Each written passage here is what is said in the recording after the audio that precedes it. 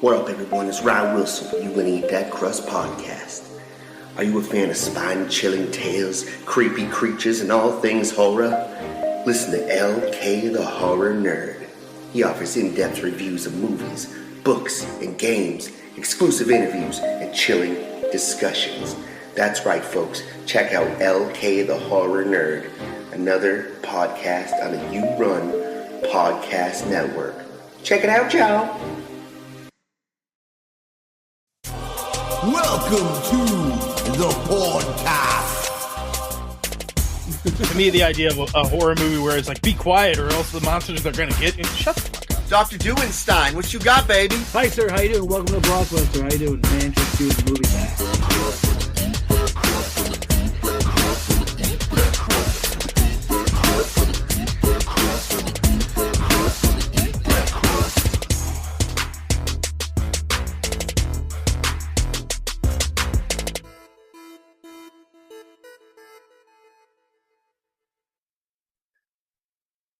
What up, everybody? Welcome to the You Gonna Eat That Crust podcast. I'm your host with the most on the ones and twos. You know they call me Randy Quaid living in a shed. You know they call me Shed Dancing. You know they call me Fatback Supreme, a.k.a. Mount Crushmore. It's your boy, Ryan Wilson. And with me tonight, the razor blade himself, the mustard smuggler. You know the ladies call him Swagger Vance. It's your boy, Seamus Rogers. Seamus, what's good? Everything, man. We're living the dream. How's everybody doing? Definitely not living the dream. You got to just tell yourself that. I mean, you lie to everybody else or you lie to yourself or both. I mean, just keep living. Also with us tonight, the sweatpants overlord, follically challenged himself. He's in a band. It's Greg Hoey. Greg, what's good? What's up, everybody? I am nice and warm in my room, chilling, you know. Wow. How you doing? You weren't earlier. You were outside. This is true. About the cold. My dog went out like 7 times before we recorded. She didn't want to step in the snow because the snow is extremely deep. I get it. Also with us tonight, a very special guest from the banks of Dewey Lake. King of the bee horror cheese, lovers of Jason Voorhees, Linnea Quigley's secret love slave. It's John from the Dewey Podmonster show. John, how are you tonight? I don't know that it's a secret that I'm Linnea Quigley's love slave, but I'll take that moniker for sure. I'm doing all right, though. I feasted on some pizza. I did eat the crust, and I am wearing sweatpants. I'm trying to embody as much crust as I can for this, this wonderful evening. So we appreciate that for sure. Now, I guess I want to start off right at top, John, by saying, famously, we have one of the greatest rivalries in all of podcasting. There's not a day that goes by I don't get stopped on the street asking, like, what's going on with you and Dewey Pod? What's going to happen with you and Dewey Pod? John, would you care to comment on that for the people? Well, we took the belt from you. We are the undisputed tag team champions of the You Run Podcast Network. We're here to drop elbows off the top turnbuckle, razor's edge, whoever we need to razor's edge, and, whatever kind of steel cage rumble we have to do, we'll, that or we can just go down and dirty Detroit street fight, whatever you prefer. That's what we're here for. So, thank you, John. We appreciate that for sure. I don't think I'm going to Detroit. I live in Maine. I'm not Detroit tough. Like, people have been telling me that my whole life. I think you do just fine. Thanks, man. But we're not here to talk about Detroit tonight, guys. We have I'm out of here. We have a very special topic in mind. Seamus, can you shed some light on what's going on tonight? Sure. We've got another movie-themed episode today. The genre of films we're about to discuss have been around since the start of the 20th century. Before cinematography, there were tales told around a campfire at night, or possibly a story to scare children. You've all likely seen a few in your lifetime. Love them or hate them, we're talking about creature features. Sometimes the creature would take center stage, or you may have the slow reveal where the plot of the movie is carefully orchestrated to instill intrigue and build tension. The characters and creature or creatures would develop as the tale unfolds. One memorable scene from my childhood came from Ghoulies 2. Whenever I think of this franchise, I can't help but think about the ghoulie in the toilet bowl. I was afraid to sit on the toilet for weeks. Or a few years later, in my teenage years when I first saw Species, and I found out what it must be like to be a male praying mantis. Anyway, without going TMI with how many times my teenage self watched Natasha Henstridge in the Species movies, let's get on with our show. Iconic, Seamus. Thank you so much. All right, so there you have it, folks. We're talking creature features tonight. And what kind of host would I be if I didn't let the guest of honor speak first? So, John, could you please machine gun fire your first pick for us, please? All right. So my picks I went with, I'm going to kind of highlight. I got a shit ton of honorable mentions. So if anyone steals something, I don't think that's going to happen. I can kind of bounce back. But I went a little off the beaten path because I wouldn't be doing Dewey Podmonster things if I just picked the popular shit. So quite possibly the most wacky and stupid, but oddly entertaining, like piece of shit shot on video creature feature I can think of. And I had to include this because my podcast partner in crime couldn't be here tonight. This is one of his all-around favorite movies. I'm talking about the classic movie Black Devil Doll from Hell. Came out in 1984. It's only about an hour and 10 minutes long. About 40 minutes of that is the same synth track on a loop, just kind of trying to stretch out the runtime to be able to be considered a movie instead of some kind of TV special. It's a short little film about a woman who buys a doll at a magic shop. Turns out the doll is possessed and kind of fucks her. She kind of gets into it and does a lot of like demonic terrorizing shit in the process. So I don't know where we're drawing the line on what a creature is, but to me, a possessed, horny doll is high on the list of fucked up creatures that I don't want to deal with. You usually, there's this trope that it's just dudes using sex dolls, but females. Oh no, this redefines the term sex doll in the most inappropriate way possible. So that sounds absolutely fantastic. I have never seen it. I can picture it though in my head. I've seen the cover for sure. You know what Rick James looks like, right? I'm just picturing a doll with a big schlong, like a doll the size of Chucky, but with like a third leg on the ground. It's pretty much Rick James, but in like ventriloquist doll form, but dressed like a early 90s like Crip in the all, not wearing blue, wearing like the khaki like head to toe like Dickies pants, Dickies shirt, and yeah, that's basically what you get out of this doll. He's like a terrifying. Steve Irwin. Yeah, kind of. Steve Irwin meets Urkel meets, Superfly. So. Was it like animatron? What is animatration? Whatever. Animatronics? No, it's just animatronics. Yes, thank you. There is no budget for a camera in this movie, so there is absolutely no way they had budget for animatronics. This is a movie that, again, was shot on 1984 home video. Like you can see the camera shaking, you can see the film grain. You might, if you watch closely, even see like a commercial like kind of fading in the background because they just taped down whatever tape they had laying around the house. It is a true, like, again, shot on video is almost its own genre, like within this terrible world of shit. And this is one of the best and worst examples of it. And it's a recurring joke on our show because I'm so pissed that I had to watch it and talk about it extensively. I love that for you. That's what people say these days. So I'm going to say it. I'll probably never watch it because I have a hard time going back to a 1984 movie. But you just did Critters not too long ago, Seamus. That's true. What was that? That was probably about the same, actually. 80, yeah, you did Pieces as well, man. Another classic film. Oh, yeah, that was great. It's exactly what you think it is. I told Seamus that John's got some horror picks like Aaron's got some video game picks. Yeah, right. Pretty much. When he come out, with a statement before that pick, I was just thinking, well, we all kind of were expecting that. I would hope so. All right, well, I went a little more down the beaten path, okay? I took the low-hanging fruit and I grabbed that shit. And I want to talk about an early one for me, and that was 1988's Pumpkinhead. Nice. What a fucking film. It's super fucking racist. It's really fucking bad, but Stan Winston comes through with the makeup for Pumpkinhead, because Pumpkinhead, despite how shitty everything going on around him is, looks fucking dope as shit. Hey, he's like Hillbilly Xenomorph. So Yeah, exactly. What more could you want? You get Lance Henriksen as well, just as crusty as Pumpkinhead, even way back then. I bet he looked the same back then. He did. I haven't seen Pumpkinhead in so long, but he probably looked like he was 60 years old. He's like 90s. 20. He's like 25 during that movie. yeah, and he definitely looks all 75. So. Yeah, exactly. He never ages, but he's stuck in a really fucking bad age.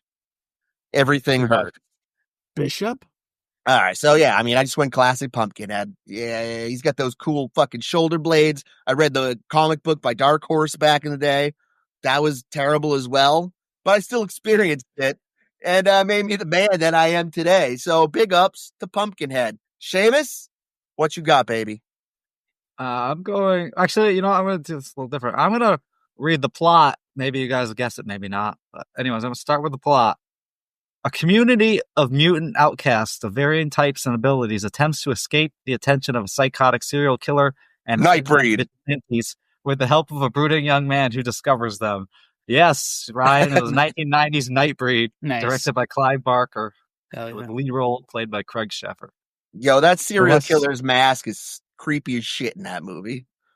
The somehow less sexy Clive Barker movie. So I think Needs I more was leather. trying to Yeah. bring this guy up actually in our villain episode, and I couldn't remember his name. And in fact, I still can't. Yeah, he looks like he's like the Coraline of serial killers. Yeah, he wore that mask, right? Yeah, this movie was super emo for the time. It was definitely like Bullet for My Valentine before there was Bullet for My Valentine, and it is what it is. It's fine. It's pretty fucking. I don't pretty get your horny. reference at all. No, but my Chemical Romance was on the soundtrack for sure. oh yeah, that was their garage band days. So They probably started in 1990. Yeah, it's a Clive Barker movie, so it's super fucking horny anyway. And you got all these really fucking ugly mutants and sliced open appendages and fingering orifices that aren't meant to be fingered. Just a great film. what else do you need? So, Shows the true monster was human because the monsters were just It's actually Clive Barker. It's twisted I vision. mean, there's an argument to be made there. So All right, that's Beautiful Pig, Seamus, Nightbreed. I only saw it on like USA at like 12:30 at night a couple times back in the day, so I've never seen the unedited ultra horny version. What are you gonna do though? All right, Greggy Tudo, what you got, baby? I'm going to 2006. Overall good guy James Gunn talking about Slither. nice. Love that I'm movie. so yes. hungry. Yeah. Was it Nathan Fillion in it? Wasn't he? Yeah. Yeah. Yeah. there's not enough slug movies out there. I can only think of Uh-huh. 3 really good ones off the top of my head, and Slither is at the top of that pile, and A pile it's of still fucking slugs. gross. Yeah. Yeah, it is and gross. I don't care what anyone says. James Gunn is so fucking underrated as a director, especially when they let him play outside of comic books and pre-established like timelines. When they let him do his own thing, he's a fucking master. But he wants to play with Superman. So I didn't know James Gunn even directed that. Yeah. I think I was new yeah, to me. it's one of his first. I think it is his first solo movie that he did. I love Slither. Slither's fucking Should awesome. make a Slither too. I would see that. I think Marvel probably pays a little better than Traumaville. Yes. Yes. Yes. Yeah, but It's a good motivator. probably, but I'm guessing DC's paying him even more than Marvel did. So Yeah, well, good for him, man. He does kick fucking ass. for sure. Was that Michael Rooker? Oh yeah. Michael Rooker, aka Dan Marley. Now, what is that other? Is that you must know this, Dewey? I'm calling you Dewey like that's your name. That's fucked up. Yeah, the slug movie. What is it? Night of the Comet. Night of the Creeps would be the Night of other the one Creeps. that's high up Thank you. there. Yes, thank you. And then The Hidden is a pretty good one too, Okay. which I just saw that one like last year, but it's similar concept. Slugs come to town, they go up your ass, and then you got to fight them. Nice. Perfect. It's Just just fight them off with antibiotics or axes Flamethrower in that one. So or salt. yeah, salt works, fantastic. too. Well, I love this. This is wonderful, Greg. Excellent job. Great cast. Great movie. We love slugs. All right. back to the top of the roster. Dr. Dewinstein, what you got, baby?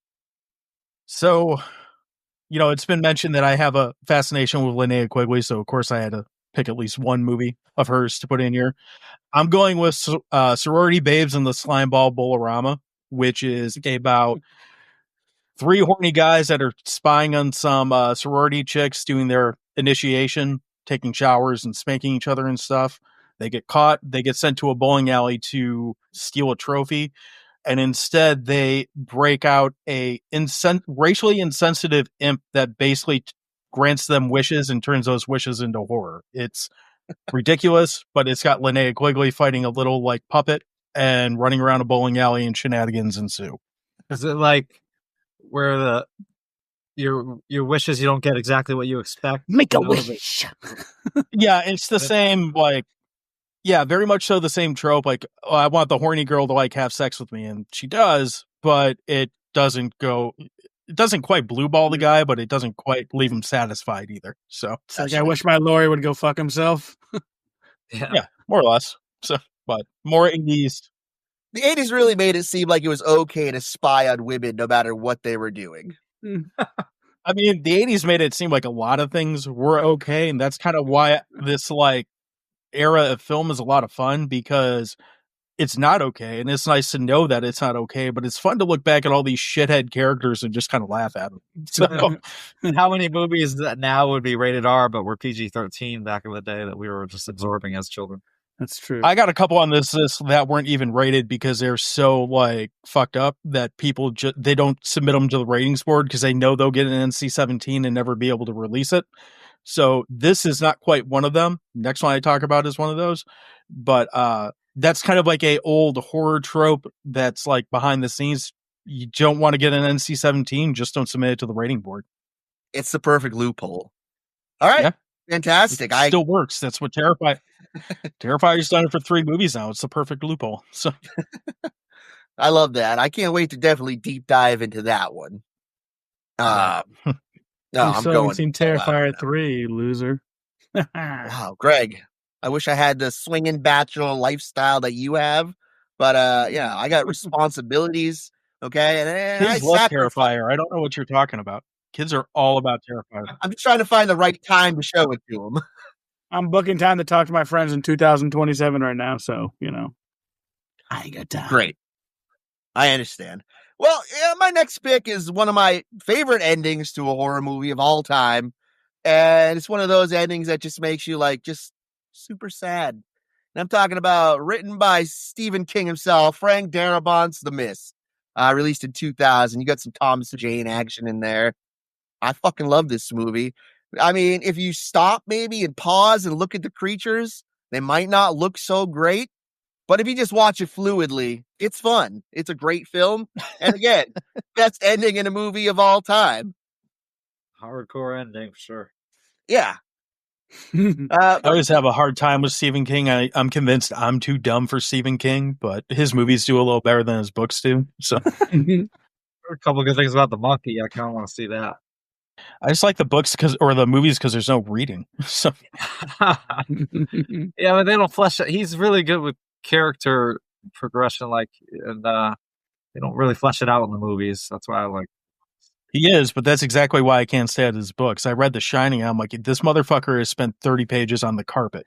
I'm done. It's a nice carpet. It ties the room together. I don't know. I mean, what do you guys think about this movie, Greg? I love it. It's great. You love it. It's fantastic. Thank you. God, all the adjectives.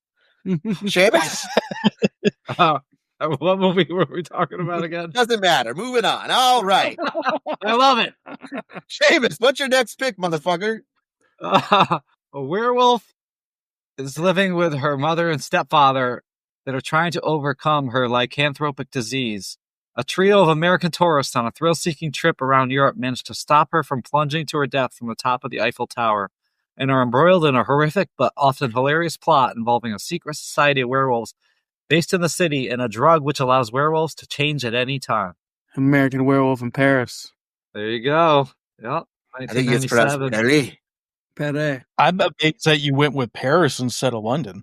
Well, see, That was 81, and I don't even remember that movie. Oh, it's great. Have you seen American? So you don't? I don't even know if Remember I've seen the original, to be Oh, honest. it's great. It's Wow. better. It's better than Paris. Is it better than Paris? Oh yeah. Except for the special effects, I assume. No, the special effects are probably even better. It's arguably one of the best horror movies ever made. Yeah. Like, Alright. period. Maybe So- maybe I'll have to make an exception and go back in time for that one. Yeah, it's Going awesome. back in time. The original is one of those movies that it's. I'm sure a handful of these will come up later, but the original is one of those movies that took special effects from like wherever they were and pushed it ahead by like 10 years. That's how good the effects are in the original. All right. So It's still like the best werewolf transformation to date, probably. Like For sure. I don't know I mean- a better one. So, like, what was? I don't even remember. With the exception of Underworld movies, have we really gotten any good werewolf movies? oh yeah, there's Bad Moon, there's Silver Bullet. You get to see Gary Busey be a fucking werewolf.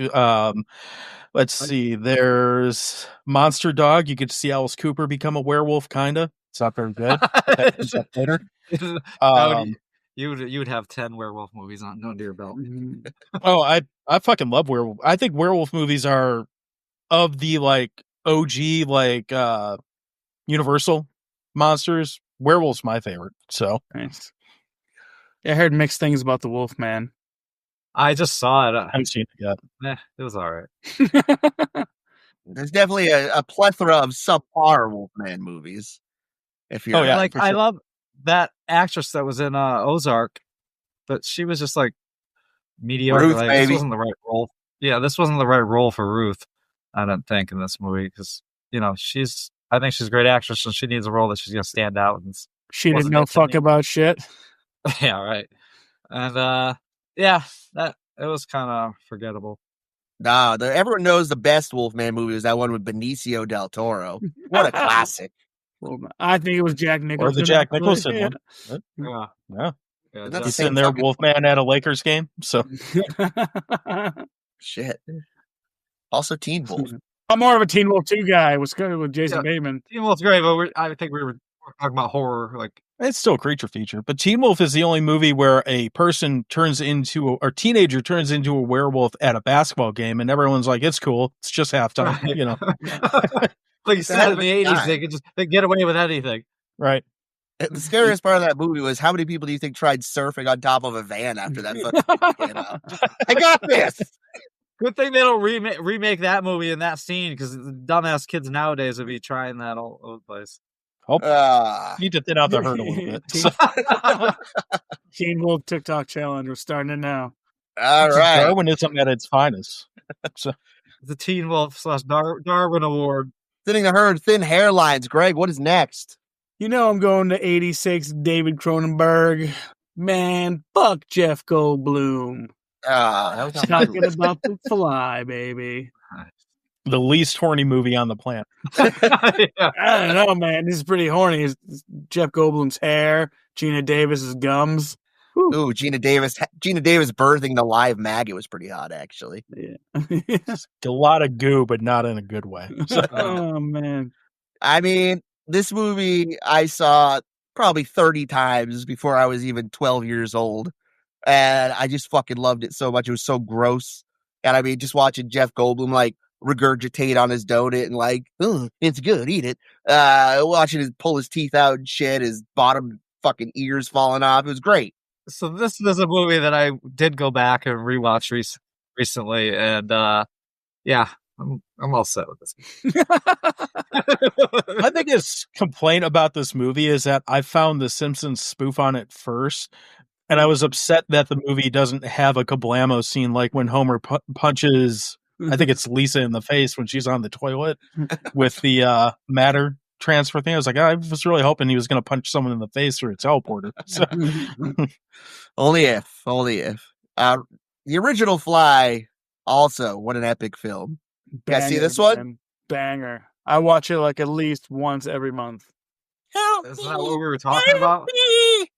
No, bro, that's not the original. We're talking about think Jeff you're right. Goldblum. the original's got Vincent Price, It's a price, Oh, God. black and white. Yep. which is also pretty good. So, Yeah, I think he just wears like a sheet over his head, and his hand, he's got a fly head and a fly hand, and like everyone's like, "This is fine." Guy with a sheet over his head and his hand, it's fine. So Yeah, well, he medical, looks a little closer to what Bart ends up looking like in he the absolutely does. Simpsons spoof. Yeah. Fantastic pick, Greg. That was on my list, so now I'm down one. Might as well fucking call it a night. Mm-hmm. All right, back to the top of the roster. John, please gift us with another. I'm going to guess this one's not on your list. It's a little movie from 1988 called Uninvited. It is about a cat that's infected with some kind of shit from some kind of scientist and ends up on a boat fucking around with Clue Gallagher and a bunch of other people. You always know the cat's around because it turns into this like mutant weird cat thing, but you constantly through this movie, this is the biggest selling point of the movie, you just hear this cat going meow, like every 4 seconds in this movie. And eventually he like swipes at someone and they die. So it's dumb, it's ridiculous, it's got some gratuitous nudity. Again, it's got Clue Gallagher, it's one of our favorites. It's got George Candy in it and Alex Cord. What else do you need? Mutant cat fucking up all the white folk. Well, I happen to love my cat. My cat would never turn its back on me like that. Your cat would eat you within 24 hours of you dying. Maybe sooner. I'd want it to. You kidding me? So it can become you? Yeah. Exactly. Stephen King movie or the short, whatever. Stop letting the cat sleep in my bedroom. Where he was like draped over him, like sucking his life. Cat's eye. Yeah. Yeah, that little troll that was like, hey, hello, hey, and then you suck your breath out. She was dope. Yeah. Well, I don't even remember the name of the movie, John, but I can't wait to rewind this episode, go back and watch it. He said Uninvited, and I just looked it up. I couldn't find it. It's an Alanis Morissette song. So yeah, it's in there. It's from 1988. I can send you a link if you really want. There's like a couple other ones, but I didn't see a 1988 one. Now I do when I put in the 1998. 1988. We have a chat. I can use it. Cat mutant video. I feel like I've seen this. It's definitely got like a vibe of USA Up All Night, like TNT Monster Mania type stuff. It's got that kind of vibe to it, like shitty 90s, like basic cable TV, like rerun Sci-Fi Channel type stuff. But it's like it's one of those movies that's just bad enough to be fun, but not so bad that it's unwatchable. It's in that, zeitgeist. So how great was USA Up All Night? I watched so many movies that I'll never remember what the fuck they were in my childhood, and Up All Night constantly. And it was really opened my world and eyes to B horror in a way that nothing else since has. Well, nowadays I can't stay up all night. I'll fall asleep as soon as I sit down. I was more of a Monster Vision guy, especially when Joe Bob Briggs was hosting it. But I mean, Up All Night was great too. I mean, either one. I just want bad movies, not paying for them. So Monster Vision was also great. Big ups to Joe Bob Briggs. Still doing it. Still fucking bringing us those horror movies that probably. Again, the Ship Beat album by Joe Pesci in Casino, and showing up in other movies occasionally too. So Joe Pesci's an asshole. It was like a Creature Features movie, I think, way back in the day. That was like before that show. I think it was like 70s. Yeah, he is in another Creature Feature movie, and I can't think of what it is now, but it's probably on my long list here of shit. So fantastic pick. All right, I'm gonna go. Here we go, and I'm gonna go 2005's The Descent, directed by Neil Marshall. Great creature effects in this movie. Super fucked up ending, but nothing in that movie is scarier than the actual cave itself. John, who the fuck goes spelunking and why?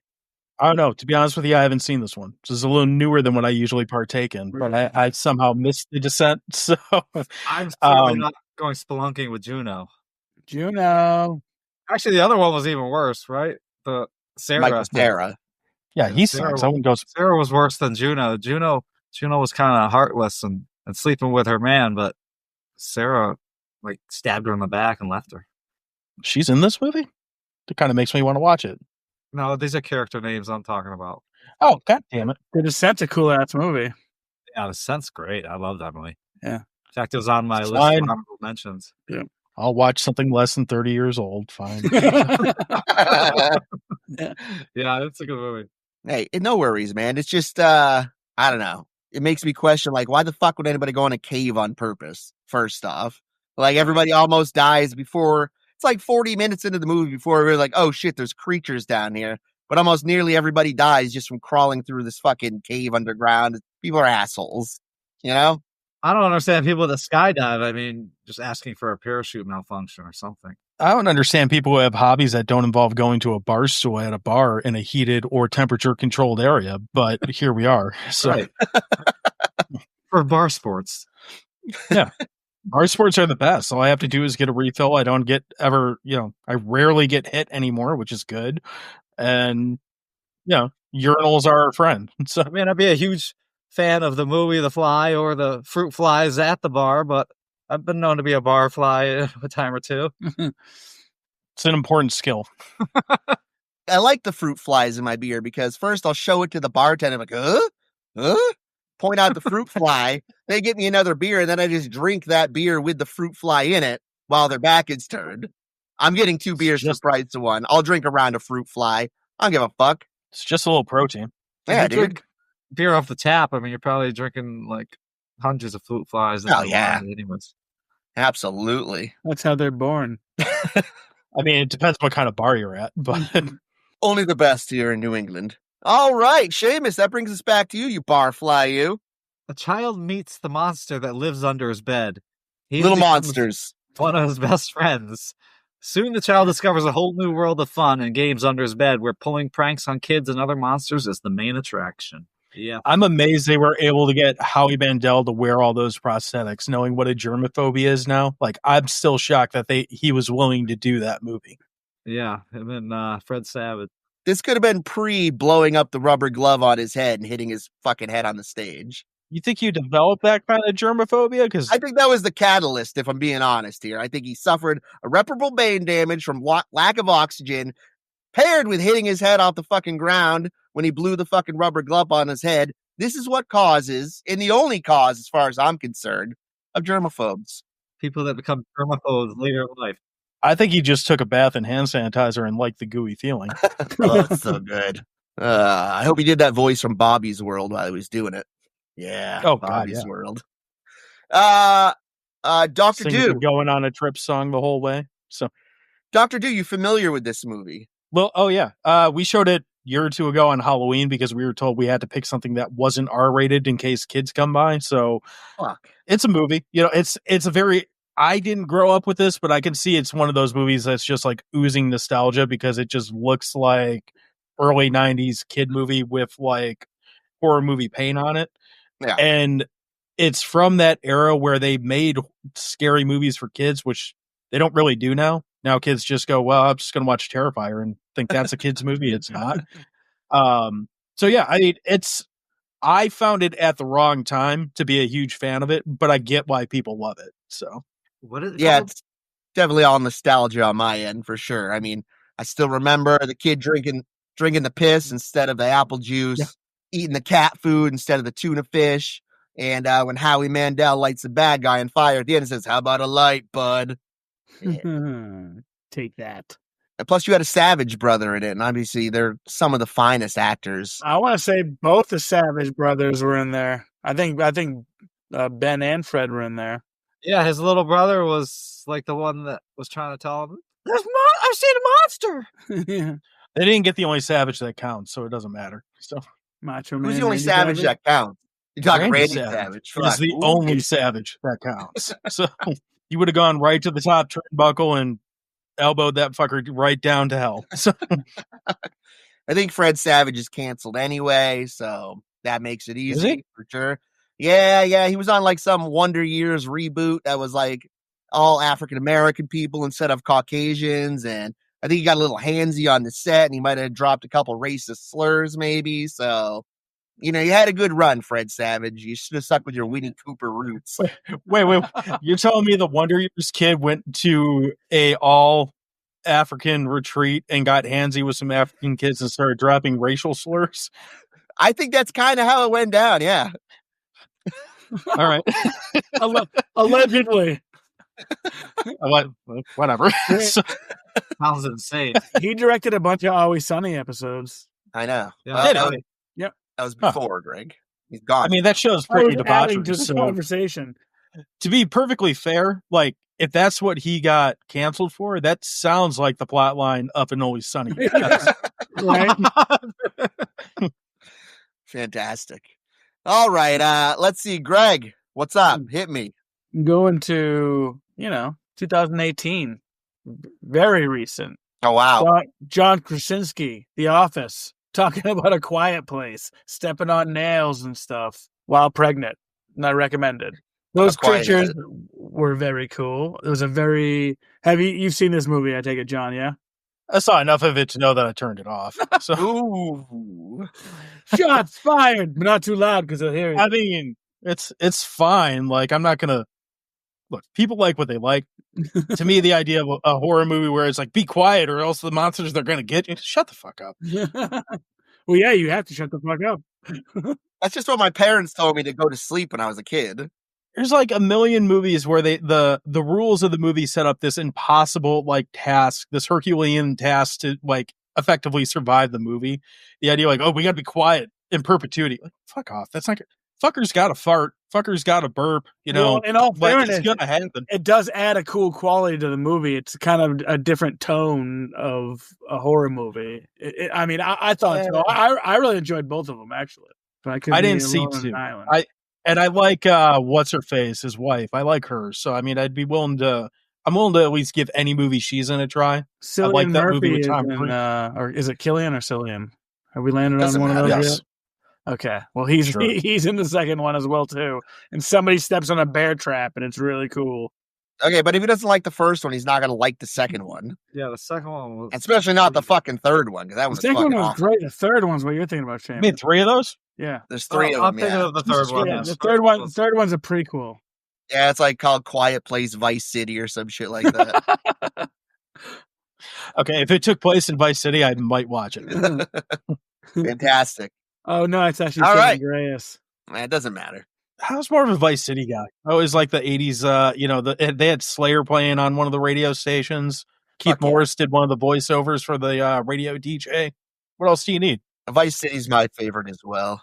When I was in Amsterdam, one of the guys asked me if we had Slayer in America, and I was like, "Yeah, pretty sure we do." They're from America. I know, that was the best part. I didn't have the heart to tell him. All right. All right, well, my last pick, since Greg took one of mine. Well, I mean, I got an honorable mention I could talk. I'm going to talk about this fucking honorable mention that I just watched 2 nights ago. Wasn't great. Wasn't terrible, though. I'm talking about Apple TV's The Gorge with Anya Taylor-Joy and some other guy with a baby face. I Greg? watched it the other night, and it is terrible. That movie's Okay, but I I don't thought even know what this one is. the monsters look cool as shit in that movie. I don't care. They had tree heads and shit. They did look kind of cool and shit, but there's like the world's like falling apart, and these two people are trying to like forge a relationship and have like no care in the world about like what's going on around them.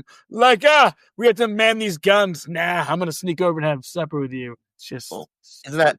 I mean, they try to you're wedge a staring- relationship. you're staring over Anya Taylor-Joy for like 3 months, and you're just there like every day, just like shooting shit every now and then, just getting raging hard-ons.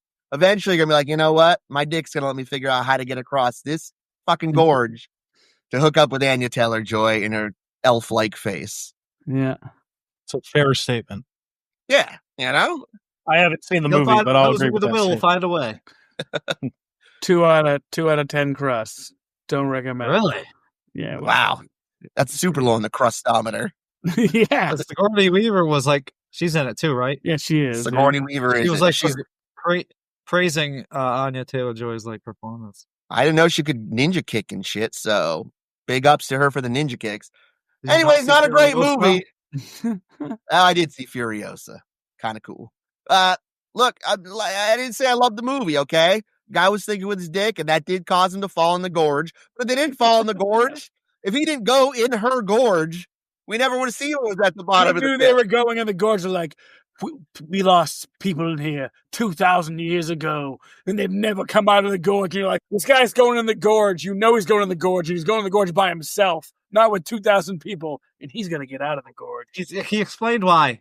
I'm pretty sure every guy thinking with his dick has fallen into a gorge or two Exactly. in their Have lifetime. you- It's called adolescence. You're not living right if you haven't let your dick get you into stupid decisions. Well, she follows him Jam. down there. Spoiler alert.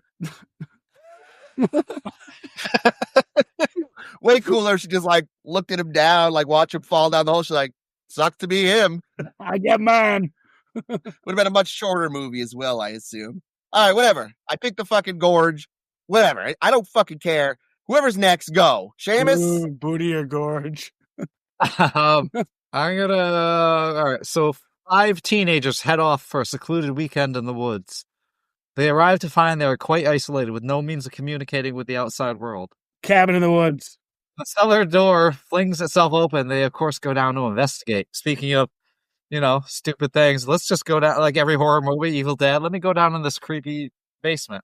But anyways, they find an assortment of relics and curiosities, but when one of the women, Dana, reads from a book, she awakens a family of deadly zombie killers. However, there's far more going on than meets the eye. And yes, Greg, it's 2011, The Cabin in the Woods. Woo! I did see this movie. Yeah. So I love I this. thought it was I great, do like this throwing all those these creature features, all these creatures that had their own movies through time and again and then together and making it kind of like a creative thing. It was just funny too. they should have renamed it Eric from Billy Madison and the dad from Step Brothers fucking with them kids. Yeah. All right. And they were great. Yeah. I just love the scene where they're all like betting on the outcome or what monster's going to get them. I think my favorite Never a scene is when they're merman. doing this little. I like when they do their little dance in front of the big control panel. I always thought that was a nice little cutaway scene. Yeah. Well, I'm glad we picked one that you saw, John. I mean, that's great. I highly enjoy this movie. It's pretty much every horror movie trope known to man is employed in this film. And your favorite character is? I hate the fucking stoner guy. Marty? Fuck that guy. Fuck Who's Marty, dude. I hate that kid. Marty is a hero, man. He's the dissector of the poop in the Who Pooped the Bed episode. Always funny. Is that Always Sunny? Yeah. God, nice. We'll It's call important, it's important to relate things to other things. Otherwise, how are you going to know who's in what? Yeah. So, I just wanted to play with some poop. Maybe the most important stoner to horror movie since Idle Hands. That's where I'm leaving it, because that is a film. Makes having asthma cool, too, which finally, like, my people are being represented. You can be an asthma sufferer and still be the hero of a horror movie. Yeah, That's Idle at Hands. the bottom. when you smoke, do you not like ask for problems with your asthma? I wasn't really looking for a life lesson from you right now, Seamus. That's why I don't want to do video, because I don't want you judging me for my habits. You guys, maybe you're right. You guys are drinking alone right now, and that's sad too, right? 3-year-old dog kids touch a right hot here. oven and learn not to touch a hot oven again. Moving on. Again, this isn't people coming together for me to tell me, Ryan, you're doing this wrong in your life, because I already know that smoking is bad for you guys. I'm coping the best I fucking can. Moving on. Greg, John, somebody talk. We want you to live. All right, I'll go ahead and throw another one out there. So, Thanks, John. speaking of life decisions and making the right choices in life, when you're born with a mutant Siamese twin and a doctor removes it surgically, it's not ideal to keep it in a box and move into a flop house motel in New York, because what's going to happen is it's going to break out of that box. It's going to run rickshaw all over your fucking room, and it's going to kind of get rapey with some of the other tenants. I'm talking about the movie Basket Case from 1982. This movie predates classic films like Basket Case 2, Basket Case 3, and Frankenhooker. And it's not quite shot on video, but it just highlights all the worst parts of New York. It's shot on 42nd Street in the heyday of like B movies and like schlock theater. It's raunchy. It's got full on peen running around in the middle of New York in the winter, just for everyone to see. And Belial is quite possibly one of the best little shit creatures I have ever seen put to film. And I'm sorry, Frank Henenlotter, I'm kind of disappointed that you guys didn't bring him up on your, hour and a half long episode about directors. He's right up there with some of the greats like Martin Scorsese and Joanna Angel. He's amazing. So Joanna Angel. Well, we did talk about him, but that's in the Patreon tier, John. So for $1 a month, you too can hear us discuss whatever director you just brought up. I need drug money. I'm sorry. So I get it, man. I get it. I know a guy. I've never seen this movie, but I listened to your episode on it, and it sounded fucking wild. The basket case one. This movie sounds like the inspiration for that recent horror movie with like the conjoined twins or whatever, and one of them like, Malignant? comes back like yes, Malignant. Yeah, one of them comes That's back an to A24. So I can tell you it is not nearly as well filmed or written as that, but I can say with 100% certainty, having not seen Malignant, this is infinitely more entertaining. You wouldn't like it. I could just tell by the cadence in your voice and your taste in films that I've garnered over the years of listening to your podcast. You wouldn't like it. So let's just pretend Seamus never said that. We'll move on. And edit that out. All right, I guess it's my turn. Shit, hold on. My phone's frozen from the frozen weather. Just go. No, I didn't just go. Oh, well, I mean, I guess if you want to go, Greg, go ahead. 1982, Paul Man. Schrader, director. I'm talking about Cat People. I knew you were going to fucking pick this, you asshole. You got to bring this movie up anytime you can. I'm just kidding. Talking about I'm not against it. Malcolm McDowell, Natasha Henstridge. It pairs really well with the new version of Cats. The one, if you can get before they cut out all the butthole licking and stuff, it's a good double feature. I mean, I feel like Dreamwalkers needed more butt licking. Oh, Doesn't Sleepwalker. everyone need more butt licking? That would have been a little disturbing, actually, because I think it was a mother and a son, and it already got disturbing enough. Well, cat people, they had to fuck to change, and then they had to fuck to change back. It was very sexy.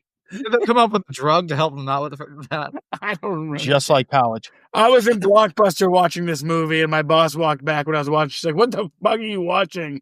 And then I couldn't watch certain movies after that. So thanks, cat people. Like a kid that got caught by their parents. Like, what are you watching back here? I feel like you're the reason they banned sweatpants from Blockbuster.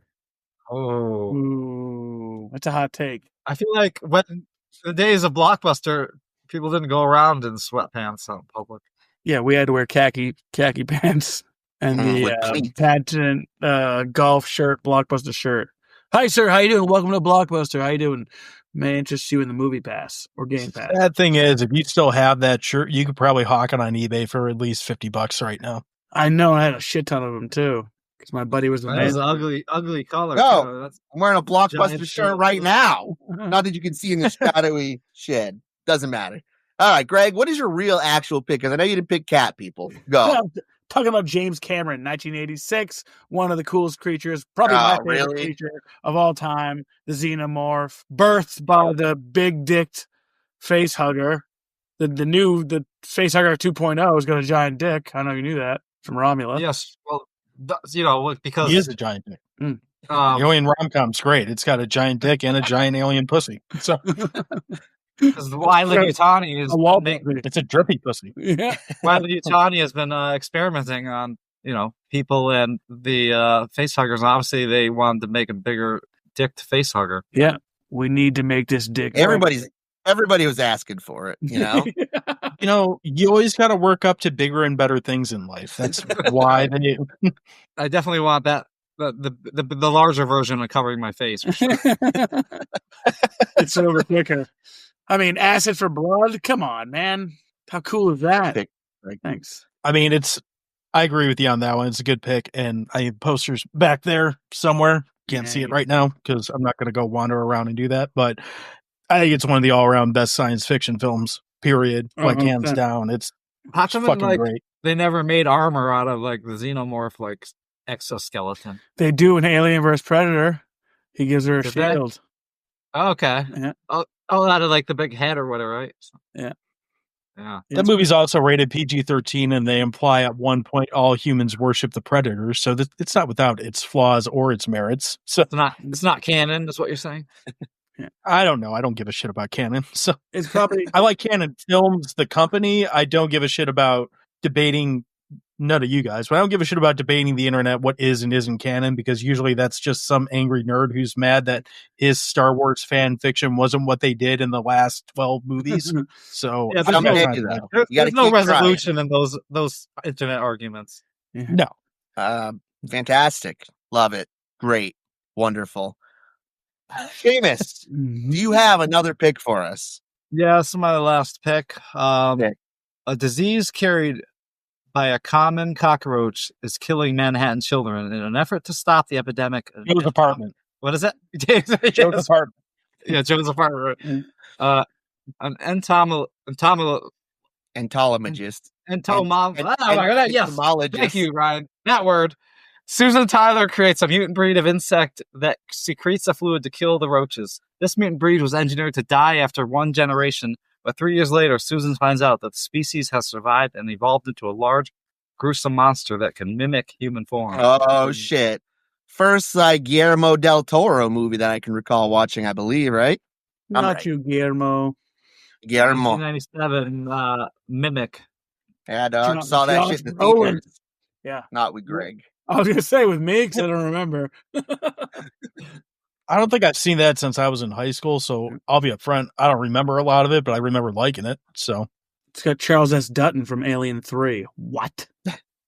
Yeah, the guy had the cool, fleshy, human-looking face, and then they split apart. You could see his little fucking mandibles underneath it. Yeah, it was kind of a cool movie. I think there's 3 of them, maybe even more now. Yeah, probably one. Joe's apartment was just as scary, though. I'll admit that. That was, some prime Scary. Joe's apartment went fucking hard, but It did. apparently, so Mimic has Thor or Thanos in it.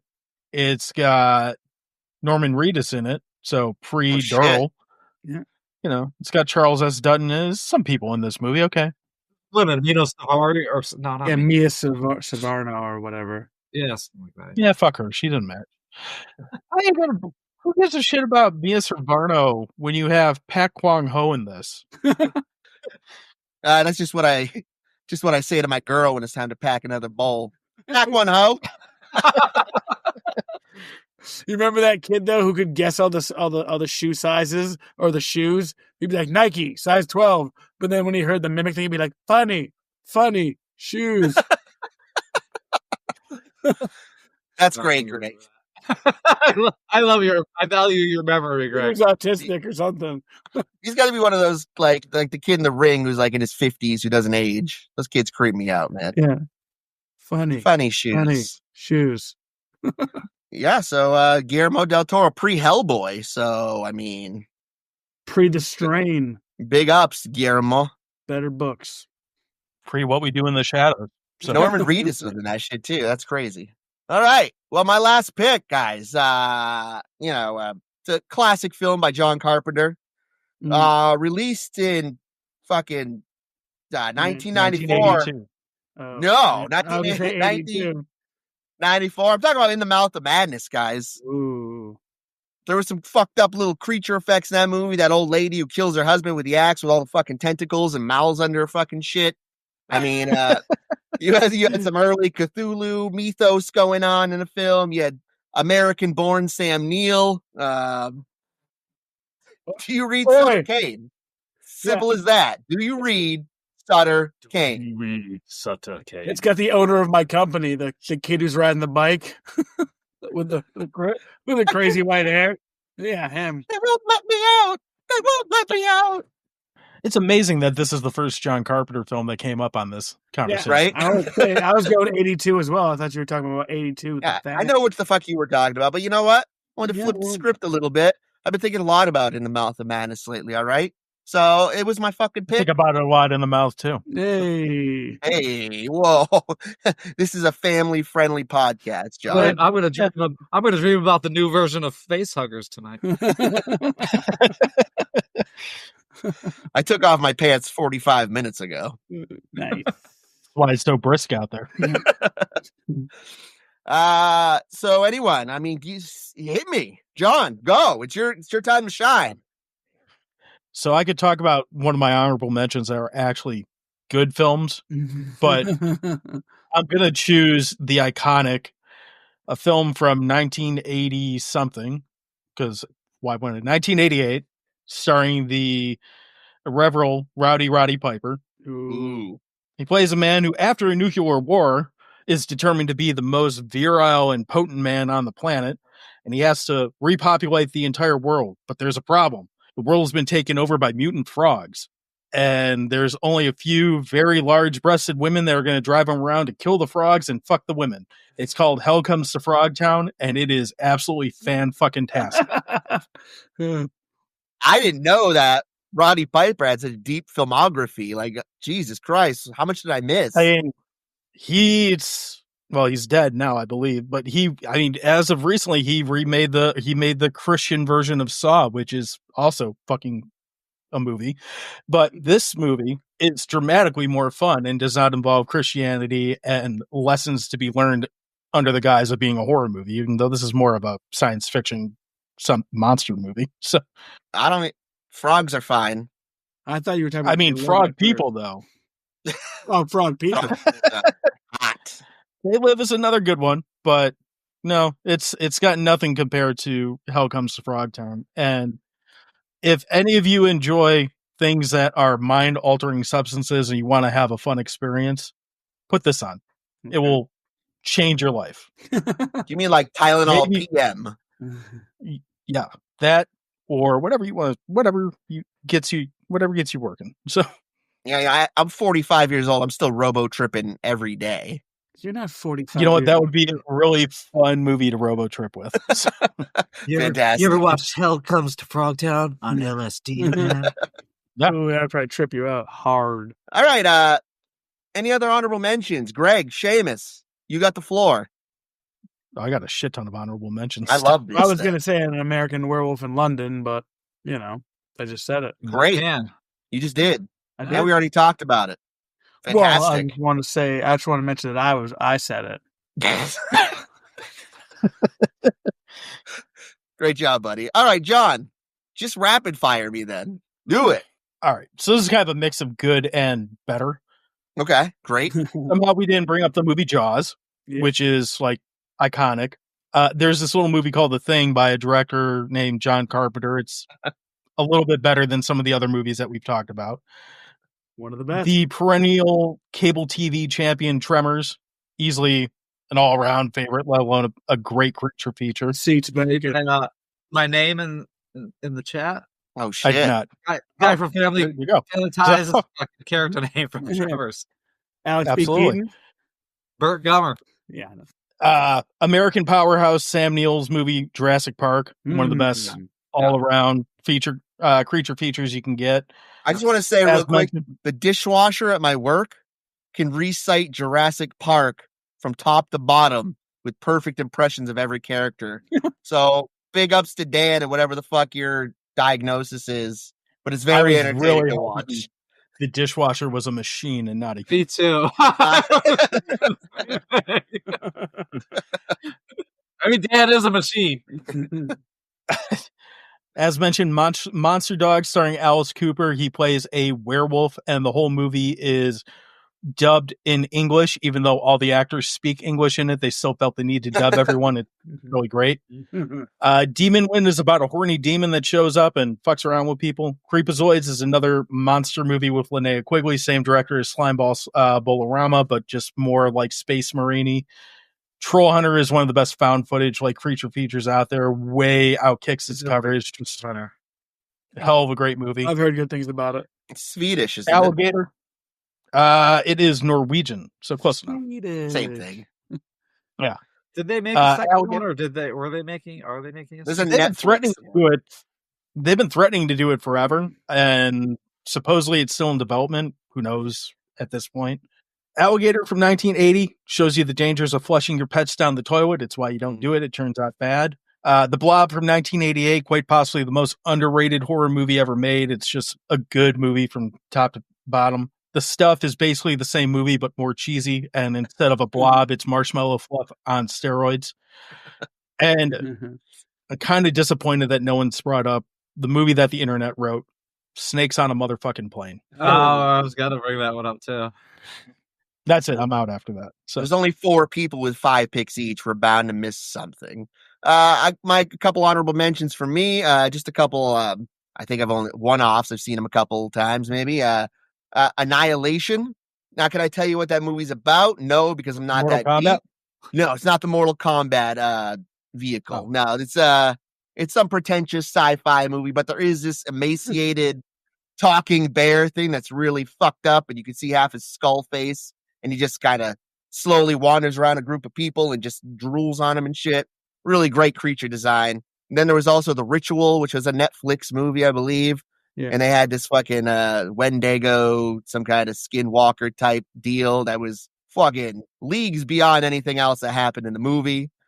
And then there was the alligator film of a couple years ago. I think it was 2019, actually, Crawl, which I found quite entertaining.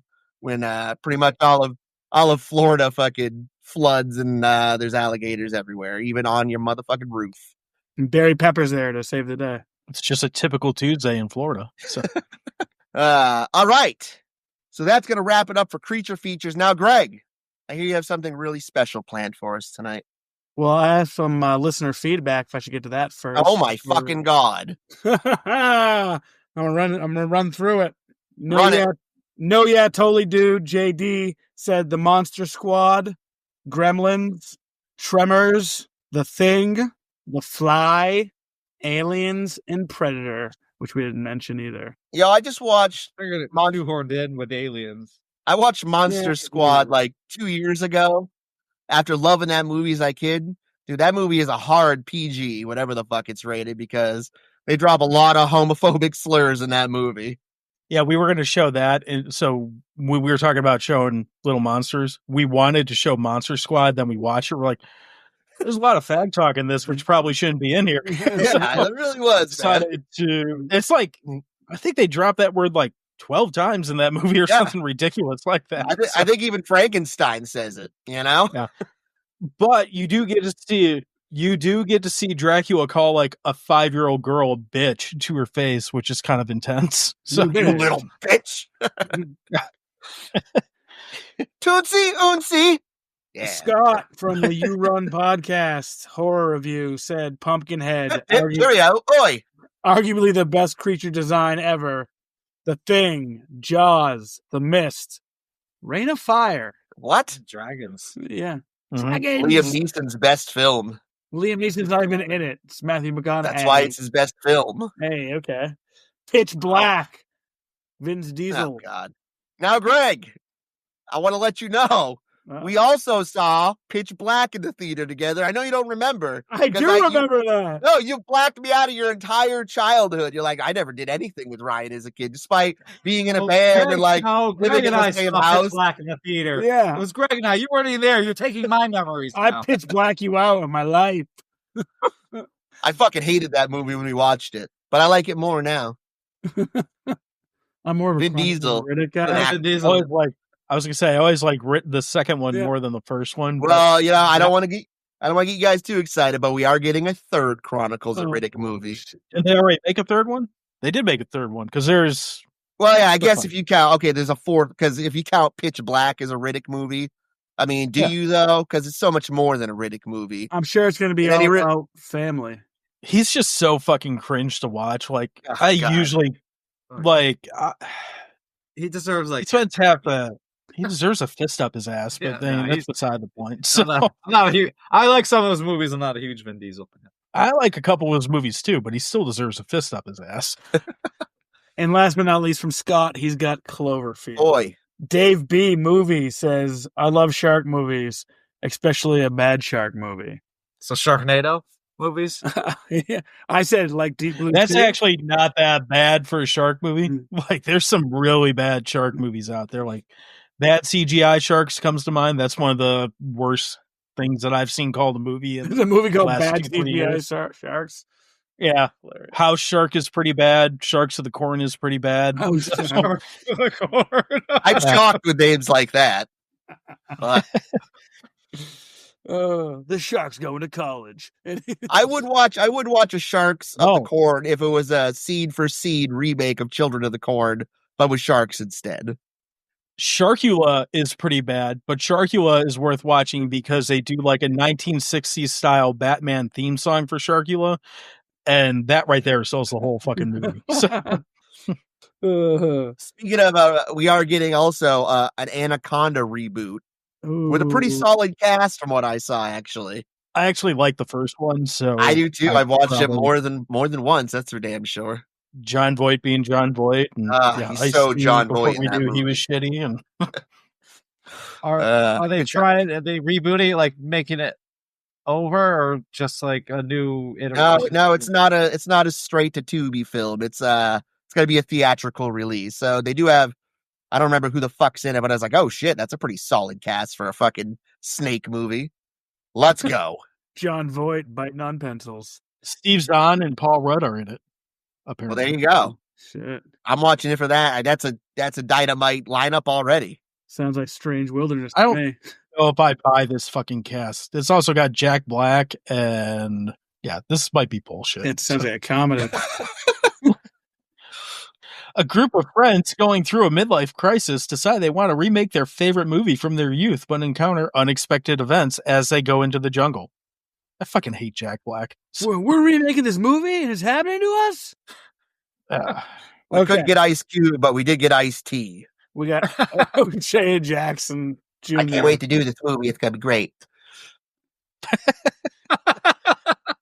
Justin from Pop Culture Reflections has The Thing, Gremlins, Critters, and The Cabin in the Woods. Michelle has The Mist, Splinter, and Bait. I keep meaning to watch Splinter. It looks interesting, but I just I always pick something far stupider every time. Is You that do. the- I mean, I'm the one who watched bad CGI sharks. You did. Kate from Down Under. Oi. Thank you. Jaws. Jaws 3D. I will die on this hill. Hell yeah. Crawl. Jaws 3D fucking rules. Nice. There we go. It's a trash can painted up like a shark being thrown at a camera every 5 seconds. It's great. She's got Crawl. She's got Troll Hunter, Cloverfield, Aliens, and American Werewolf in London. Hey, sorry about that one, Seamus.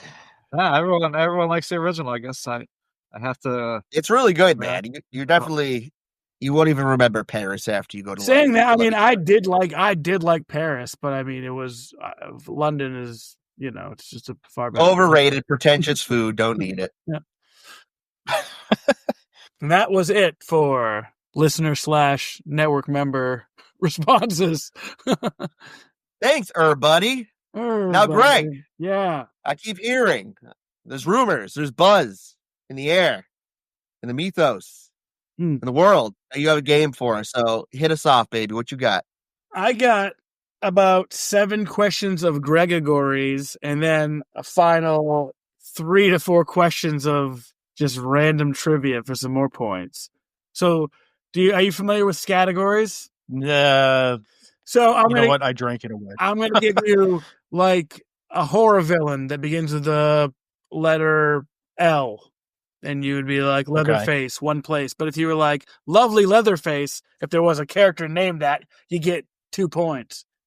Hulk Hogan, 2 points. It's all about know, alliteration in this game, John. Yep. All right. I'm going to suck at this, but okay. You're going to do great. And so going first, these questions are all over the place. They start off really easy and really stupid. And in fact, maybe the whole game is really stupid. Here we go. First question for John. Name a pizza topping that begins with O. Onions. Ryan? Olives. Seamus? Original guess: onions and olives. All right, so Come on, 3 O's in there. John's getting the point because I don't know. no, I I'm don't more of an understand the rules. I'm more of an well, it's kind of like part of the interruption in the sports game where I like whatever answer I like the best wins. Oh, okay. So you can. So we don't have. The game's rigged, Seamus. That's all that you got to know. It's not rigged. Frank was texting me earlier because no matter what, John's going to win. We want him to come back on the show eventually. I'm fine with that. I don't have to win for that, but Seamus, name a movie monster creature that begins with C. Remember, do you think a double? If you drop a double or triple word score on me, I'm not gonna be like John gets it with Dale. Count Chocula. Nice.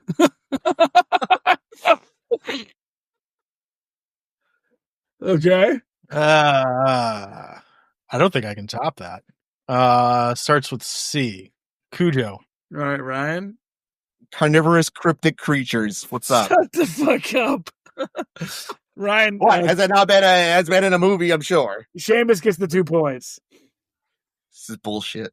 Ryan. Worst game I've ever played. I Right? give him 3 points for that. So, Name a band that begins with D. Drop D. Ooh, let's see. Fuck it, the Dead Kennedys. All right, John. Danzig. Seamus. Doors or 3 doors down. I'm gonna give that one to Ryan because I really like that podcast episode on the Dog in Space with the Dead Kennedys. That's Jello Biafra, right? Yep. Yes. Okay. All right, back to John. Name a comedy movie or show that begins with T. Tiny Toons. Ooh, shit. Ryan. Tetris, the movie.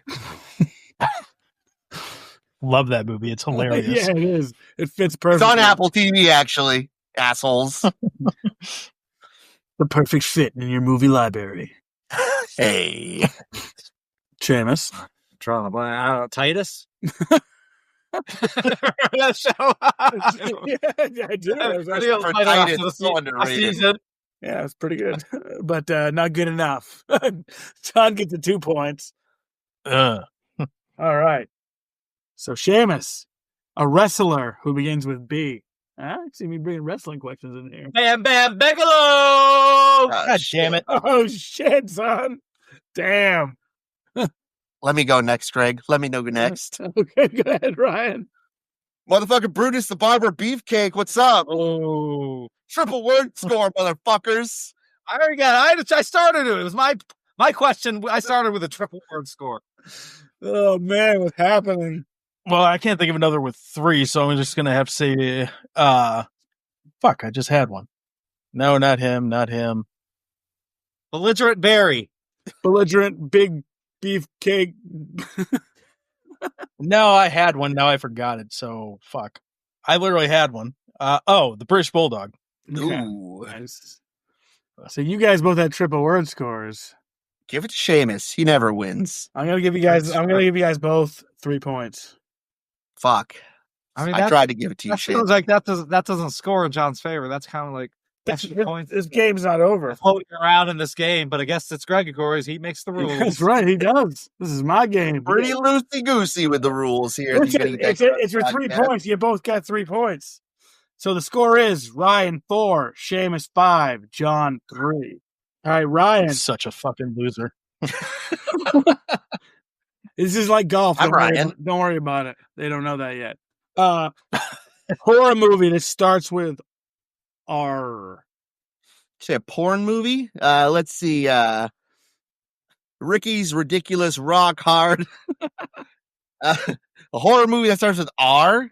R. It's fucking stupid. Ruins. I remember that It's movie. a fucking movie. Yeah, I good know. movie. I remember it. It's when they go in the pyramid and they can't get off again. The vines are growing into the Yeah. body. What's up? Gross. I think we saw that in the theater together. Who's next, Greg? We're all waiting. Oh, John. Return of the Living Dead. Okay. Noise. Ravenous. You're all ravenous for my answer, and I don't have. I mean, Ravenous is kind of a horror movie, I guess, but I mean, most movies can be like lumped into multiple categories. yep. But it's going to Return of the Living Dead. That's one of my favorite movies. Send more brains.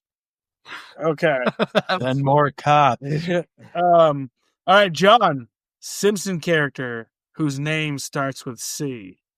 And I went through this whole list, and there's multiples. So y'all think about this. Simpsons character that begins with the letter C. Does Sea Captain count? Nope, that's an S. Fuck. It sounds like a C, though. Clancy. Chief Wiggum. His name's Clancy. Yes, Fancy Chief Wiggum. Yeah, that was mine. That's a double. All right. Want to be Chief Clancy Wiggum, Greg? Yeah, whatever. Clancy Chief. He said. I mean, listen. Well, Let me check with the judges. They allowed it. Good. Okay. All right, Ryan. Go. being the most woke one in the room right now, I'm obviously going to say Carl. But what's his last name, man? That's a kid. Bertana Lutsky. Oh, wrong show. Carl Weathers. Oh man, he blew it. Carl Carlson. Yeah, it is. It's Carl Carlson. That's a double. blew it. Right? That would have been a great one. Yeah, it's a double word score. Blew it. There's a couple more. I'm gonna go down John's route and say he used to hang out at Moe's. His name was Seymour Butt. Oh no.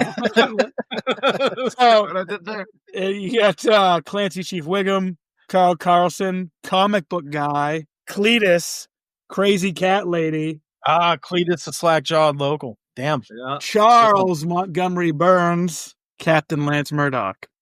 So, all right, point goes to John. So we have Seamus at 5, John at 5, and Ryan at 4. It's anybody's game. It's shifting. So last place goes first, which is Ryan. This question is worth 5 points. Go. Just go. I don't care. Highest kill count in a horror movie. What'd you say? Like you have to name the movie or name the count. Name the I'm villain. trying to remember. Highest What kill it count feels like. in a horror movie for a villain. Oh, Hellraiser. Pinhead. Correct. 5 points. You think I'm going to forget the nightclub scene in Hellraiser 3? I was hoping Shoot not. CDs out of his mouth, bro. Yeah. All the blood that came through the door. All right. Come on, John. You got something in there with all those obscure horror movies you watched. Top that. Oh no, you can't really top it unless you talk about something where they kill like the entire fucking planet. Well, so that's it. Ryan I'm gonna it. go. Oh, you can't. I'm gonna go. This is one question. No, I can top it. Okay. I can top it. All The fucking dude from Halloween 3 who killed all the children on the planet.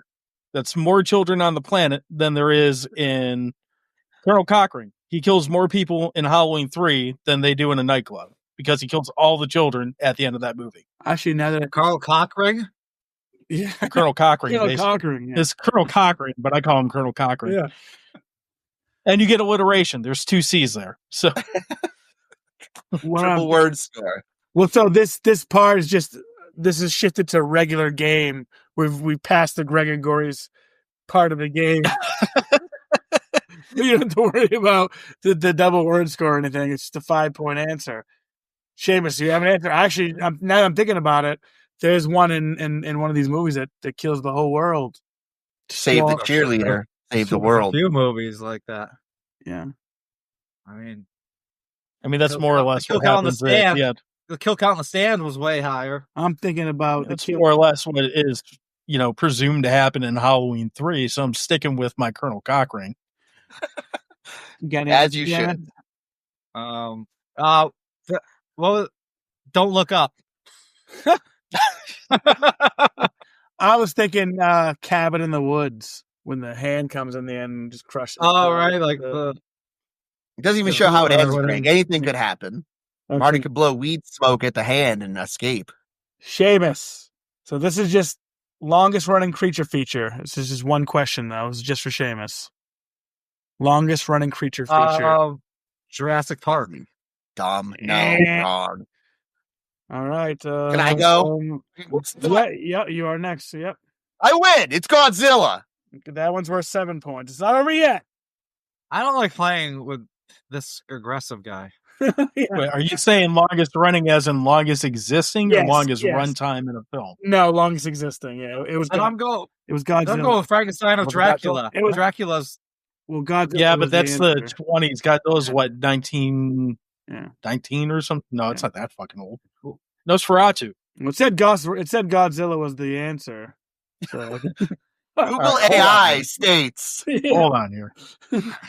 Now we're going to debate this. Yeah.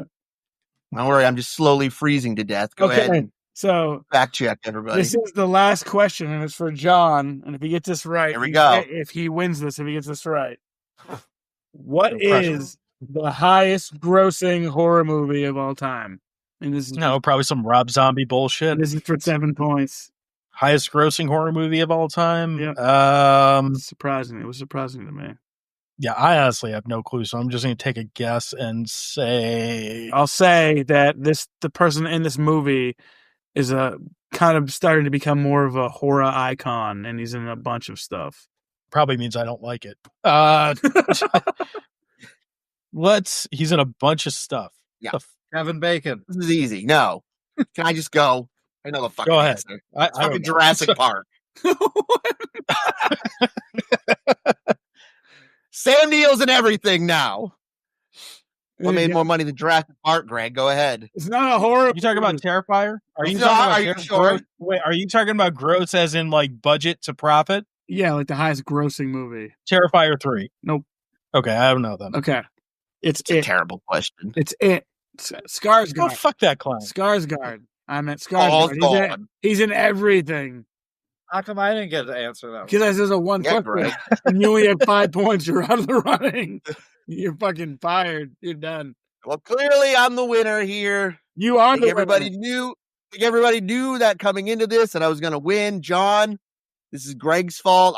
I told him like behind the scenes I wanted you to win, but he didn't give a fuck. He's like, whatever. I do my own thing. I'm going to talk about all these popular movies that you clearly don't watch. Talking about Hell Comes to Frogtown and fucking sorority slime ball girls in the Bolorama. All right. Before we go, John. That with Jurassic Park. Let me read the final score. We got Ryan with 13. We don't have to read the final score. John with 10, and Seamus with 5. Told you to give it to Seamus. John, before we go, tell us what's in the pipeline for the Dewey Podmonster podcast, please. Do you know when this is coming out, roughly? I don't fucking know. So probably like in a month or so. Month and a week. Okay. So if this is coming out in March, we'll be in the middle of our annual Crummy Movie March Marathon, where we pick the worst fucking movies that Sean can find, and we watch them for an entire month. I can tell you that there is a movie where the two Corys fight, and it is going to be bad. So yeah, that's what we got coming up in March. What's that? Is it License to Drive?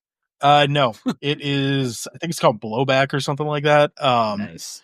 So yeah, that's what we got coming up in March. But I mean, just, if you want to follow us, we're on the You Run Podcast Network. All our stuff's on there. That's the easiest place to do it. Just go there and follow someone who has better taste in movies, or listen to our shit if you want. So, well, we want to thank everybody for listening tonight. And I want to tell you that each and every one of you is a beautiful, beautiful being. Yeah, thanks for listening. Check us out on all platforms, Instagram, Facebook, Blue Sky, all that stuff. If you want to donate to the Patreon, that would be awesome. Just for $1, you get episodes up to a week earlier. And we also rep the You Run Podcast Network. Check us out on there and all the other awesome shows. Thank you. Yes, appreciate it. Thanks, John, for coming on. It was a pleasure. Yep, thanks, Sean. Anytime. my pleasure. Glad to. So glad to. We'll have to get you guys on too. Hell yeah. Subject you to some B-movie torture. So yes, we're gonna have a homework assignment to watch. You're gonna give us some of the most terrible movies, or your partner there. I mean, that tends to be what we do, but we're usually nice the first time someone comes on, and then it's downhill from there. Unless you're BP from Let's Talk Horror. So. Don't hold back. I mean, we are in a grudge match together, our podcast. So I mean, you don't want to tell us not to. The last person who told us not to hold back had to watch a woman give birth to an alien slug in the middle of the kitchen and then get abducted by another alien. So it doesn't go well when you tell us to just do whatever. So that's just a Wednesday night here. All right. Well, John, what an honor to have you. Thank you so much for coming on. I guess next time I'll see you, be in a squared circle. So for everybody out there, there's one thing you got to keep in mind is that I'm definitely dying. Can't feel my fingers or toes, but there's something you all got to keep in mind. And this is the last thing you'll probably ever hear me say, folks. In Crust. We trust. Stay warm out there. That's a wrap. Oh, yeah. This ends our podcast. Undisputed tag team champions of the Run Podcast Network. We're here to drop elbows off the top turnbuckle, Razor's Edge, whoever we need, Razor's Edge, and whatever kind of steel cage rumble we have to do. That or we can just go down and dirty Detroit street fight, whatever you prefer. That's what we're here for. So.